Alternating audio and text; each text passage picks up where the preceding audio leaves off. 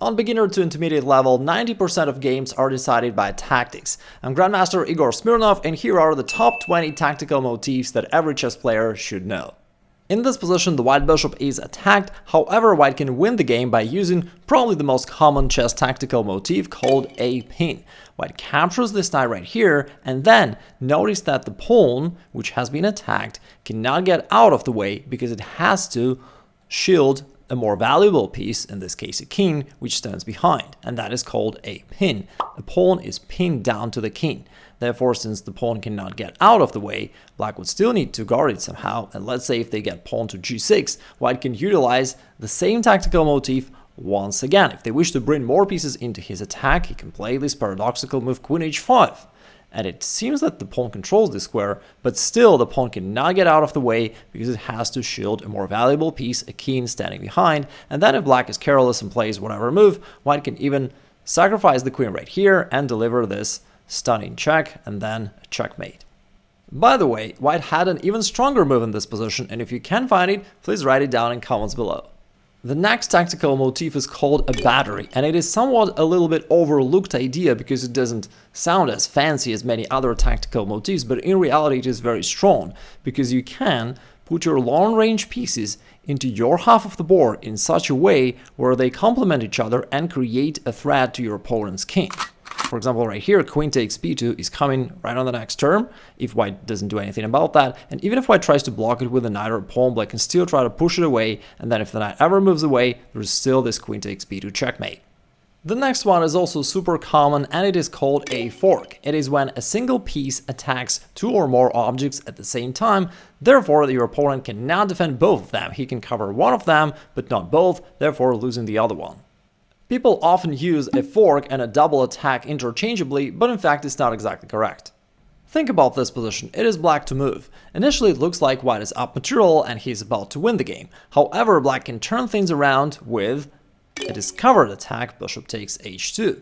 This move checks the king, but also reveals the other attack, which was previously blocked by the bishop standing right here on d6, and since we got it out of the way with a check, this is a double attack. We double attack the king and the queen simultaneously, but it is not a fork because we have more than one piece involved. So after king takes, queen takes a6, now black is up material and should win. The next motif is quite similar and known as a discovered check. It is when you move a piece out of the way, revealing a check from a piece which stands behind. This way, you force your opponent to do something about this check, while at the same time your knight actually attack the queen at the same time, and that's how you win the game.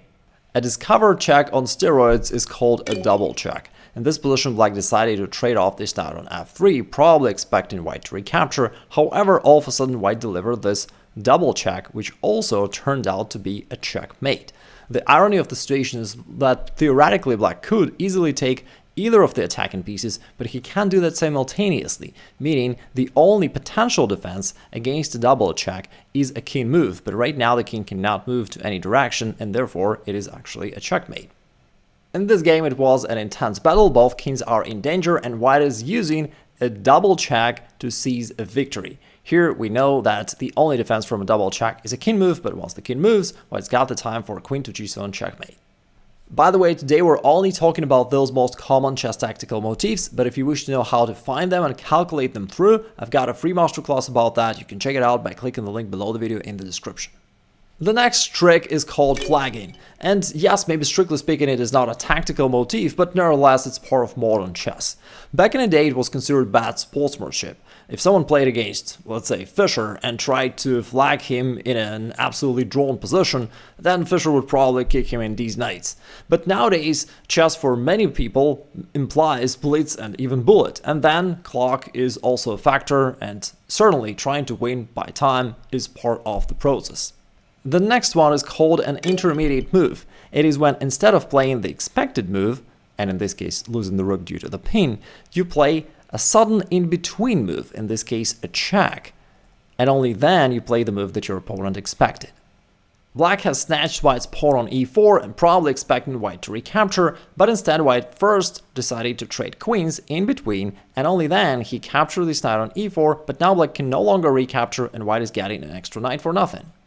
The next motif is actually very close to the previous one. Here in this position, black's most played move is queen takes d4, expecting white to trade off queens, but instead white can use the tactical motif called elimination of a defender. White first eliminates this knight on c6 with a check, so this is also an in-between move, and only then grabs this queen on d4, which is no longer defended. In this position, white would really wish to capture this pawn on e6 and check the king, but he can't do it straight away because this pawn is guarded by the knight. Therefore, white first sacrifices the rook to eliminate a defender, and only then freely captures this pawn with a double attack and wins the game. For example, after a couple of checks, white's got a winning attack. Besides trading off a defender, sometimes you can simply block it, and then the defending piece will have to go, and you'll simply capture the undefended piece. The following tactical motif is also closely relevant to eliminating a defender. Your opponent's king is usually castled and is shielded by pawns, which gives you an idea that you can trade off your piece for one of those pawns to uncover the king and later checkmate it. Thus, moves such as rook takes g2 or rook takes h3 would make sense for you to calculate. In this position, rook takes h3 would indeed destroy your opponent's king castle, and then you just continue an attack against this totally exposed king and you win the game. A Greek gift sacrifice basically pursues the very same idea, but this tactical pattern is so common that it has a separate dedicated name, where you gift your opponent a bishop, which is frankly quite a trappy gift, and then after your opponent accepts it, you hop in this knight with a check, the king has to move backwards, then it allows you to bring also your queen with a tempo, and after that there is a forced sequence, which is worth remembering, because your opponent tries to escape right here, but then you keep checking, and after a couple more moves, you get the job done. So now we keep pursuing the king, a couple more checks, and then finally we finish the game. While eliminating opponent's defenders makes total sense, sometimes your own piece stands in the way of your attack. In this position, black would wish to bring the queen over to h3 and checkmate the king, but black's own bishop is standing right here on h3, which gives you an idea for a clearance sacrifice where you open up a square or a file for your future attack, and in this case, black indeed wins the game quickly. Here we've got a very complex position. At first it looks like white is actually winning the game because of this pin. The queen is pinned down to the king, plus black's own king is very exposed. However, black noticed that they've got this advanced pawn on h3. And if your pawn is so advanced that it's very close to the square of promotion, it makes sense for you to be on the lookout for ways to, well, promote the pawn. Therefore, black sacrificed the queen here on g2, and after the trade, black used a double check, another tactical motif we talked about before. Then black keeps checking and promotes a pawn, winning the game. Attraction is something that my future wife used when I thought she's just playing chess with me, but besides that, it is also a tactical motif used to lure your opponent's piece into an unfavorable square, so that in this case, that move would become a royal fork. Good things come to those who bait. An opposite thing is called a deflection. It is when you force your opponent's piece away from an important defensive role. In this case, the king will no longer guard the queen, black can capture it and win the game. Here both sides are attacking each other viciously. White would wish to grab this pawn on a7, however he can't because it's guarded by the queen. Therefore, white first decided to deflect the queen, and after that the attack goes smoothly, white just keeps checking and wins the game. If you're rated above 1000 but your opponent is still trying the scholar's checkmate against you, then you may use an X-ray to scan your opponent's brain and to see if everything's fine. Another usage of an X-ray in chess is when two of your pieces defend one another through an enemy piece, and that allows you to win. While it may feel illegal to use an X-ray without your opponent's consent, the next trap is legal for sure. It is called legal's checkmate. It is when your knight got sick and tired of being a victim and decided to become an offender. This way you turn the pin around and instead you rush into this quick attack and checkmate your opponent.